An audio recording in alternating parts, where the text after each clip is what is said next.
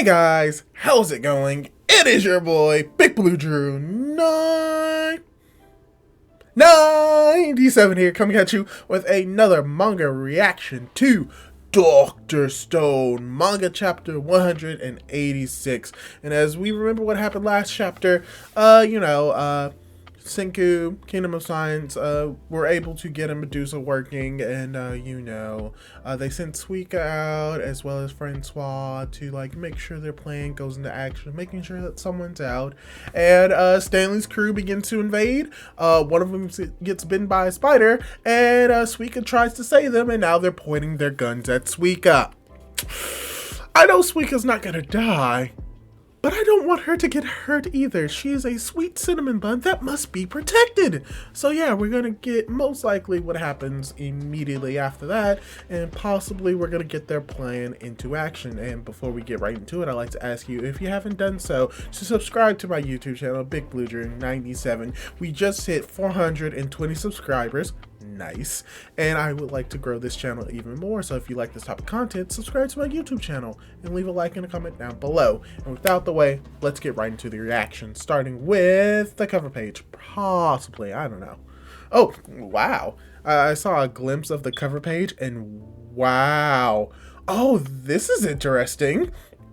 It's a very nice and heavily detailed cover page where we get Dr. Stone, Z equals 186, to each their own blade, as we get to see Stanley and weirdly enough, Ginrio. So Ginrio may be playing a crucial part of this chapter. Ooh, that's interesting. Okay, and we immediately cut to Stanley's guys spotted. And everyone is pointing their guns at Suika. Everyone is shocked. Francois is shocked. Ginrio and, oh gosh, I forgot his name. Kaseki? Not Kaseki. Oh gosh. Give me a moment. I'm going to try to look up his name. I forgot, but we may learn it in this chapter. But yeah, Ginrio's bodyguard, samurai dude, he's like right there. And yeah, if I remember correctly, yeah, they said freeze. They're pointing the guns at Suika. Ginrio's like, freeze? What's that mean? My apologies, but I only have a vague recollection. I believe freeze is when water turns to no. Oh, it's a figure of speech. Oh, they don't understand. I don't know what that means, but I can't let these guys catch me.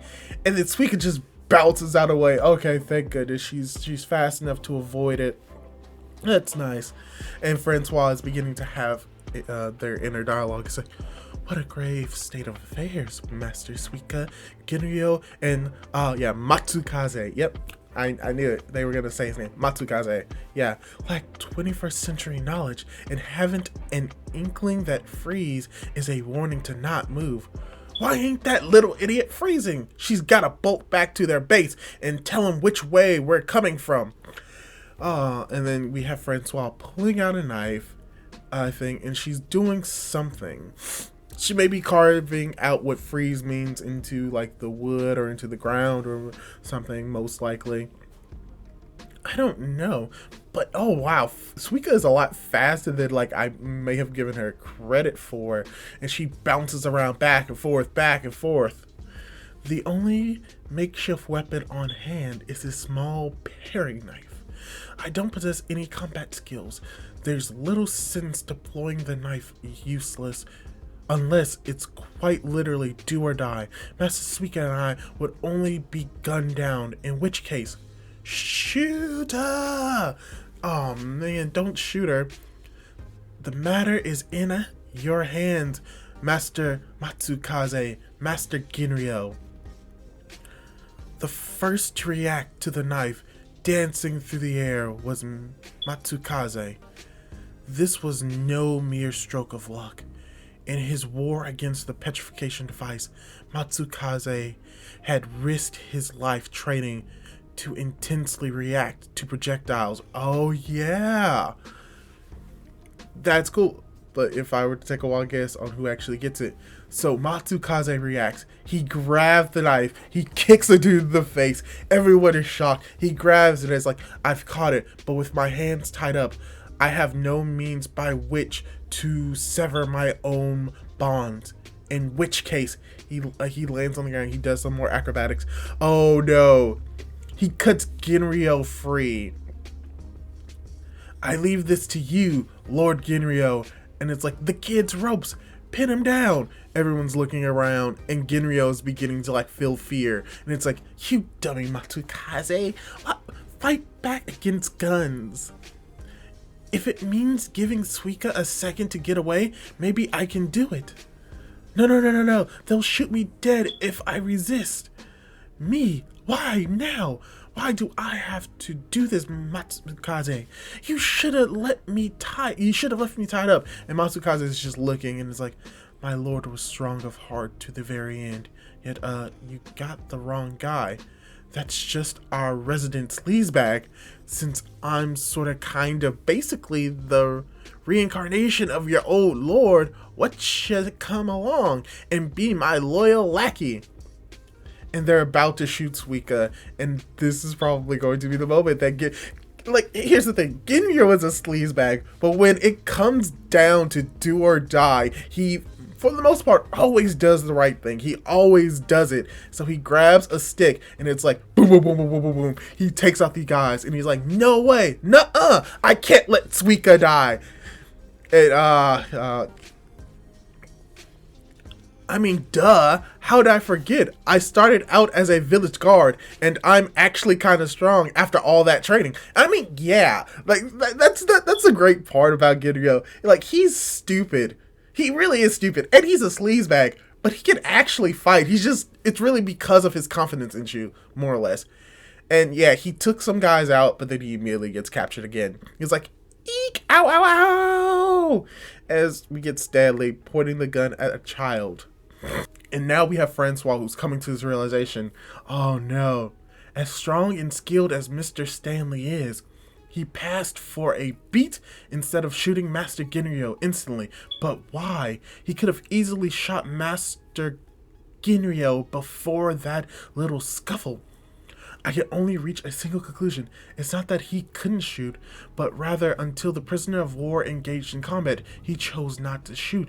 In fact, I observed that Master Ginrio and Matsukaze were only bound but not harmed in any way. They're prisoners of war who are being treated in accordance with those rules, more or less. These people aren't cold-blooded murderers. They're soldiers, which means we're civilians. Oh, see, this is what I pointed out last chapter. And they're talking about how, like, how Zeno's talking about how, like, Stanley, like, is, like, has no morals and, like, would do anything and wouldn't be afraid to shoot people down. But if he's a warrior, if he's a soldier, there are, like, certain rules with it. And, like, not shooting, like, unarmed civilians is one of those rules, and I want to see. I think we got it. Master Suika, here, is a civilian doctor, and he's fulfilled her obligation as a doctor by treating a passerby suffering from a spider bite. And they're looking, it's like, for safety's sake, she's been living out here away from Master Senku and the others. If you doubt me, you're welcome to inspect her belongings. None of that was a lie exactly. I mean, yeah. Yeah. We are unaffiliated with the combat unit. We have no intention of attacking and will do as you say. Knowing that, will you still execute us? And then you have Stanley, who's like, this is very beautiful panel of Stanley with his cigarette just looking like, nope, won't shoot you. If what you're saying's true. Now, if you figure out what you're saying is a lie, then he may shoot you. Oh, the woman catches Suika by the dome of her head and ties her up. This is a big mess. It's all Suika's fault. We couldn't even tell everyone that Stanley's on his way. Not necessarily, Master Suika. In fact, I say we've rendered distinguished service. What's up, Leonardo? Just before we nabbed them, the one called Francois sent a transmission. Yes. If the trouble is you may verify the Morse code content for yourselves. We split into 2 teams. That's the message I sent to the US base, just as precaution. Ooh, did something happen to Suika and Francois? They had a run-in with Stanley's gang. Oh no. Francois willingly gave away their position to the enemy just to send a message? You got it backwards. What Francois did is give us the enemy's position. That's an easy puzzle. Consider the bearing factor in how long it's been since those two set out. Yep, we found them first. Oh wow, thanks, Chelsea. And it's like, now we know the enemy's exact location. Oh, and the chapter ends. Oh, okay. So, okay, yeah. So, oh, this is so interesting. Okay, so I'm not going to say that I called it.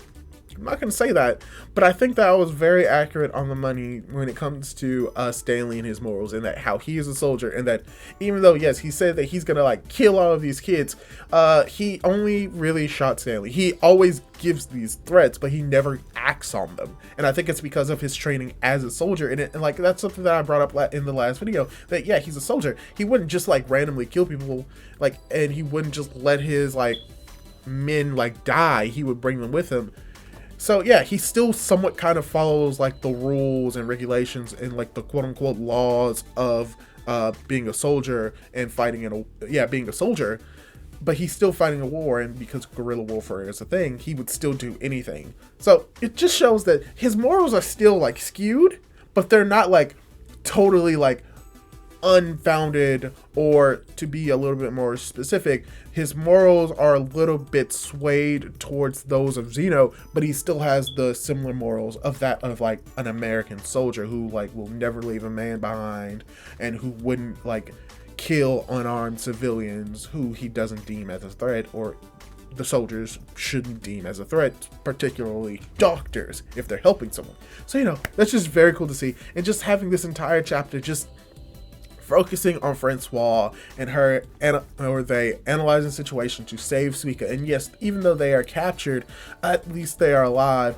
And also just seeing Ginrio like finally once again stepping up to the plate, and how he finally realizes that, hey, yeah, you've been traded, you're actually strong, you could take some of these guys out. You still cannot take out Stanley, but hey, you could at least prevent Suika from immediately being gunned down by these stupid meathead guys. So it's very interesting to see that, just even more a slight development for Ginrio, showing that yeah, he's still afraid, but he still has the ability to be brave, and that he's really strong, as well as getting more of a Matsukaze like beginning to take action and putting his trust in Ginrio, and seeing like why that trust is founded and justified. So I really enjoyed this chapter. It means that next chapter most likely we're going to get more of the plan to develop. We're going to have a change of plan on who's going to leave the Medusa fort, so that they can activate the Medusa to petrify all of Stanley's crew, because now they know his location, so now they can give like an accurate reading of where they are, like an accurate distance of like where the enemy is. So they may not have to do like this big explosion.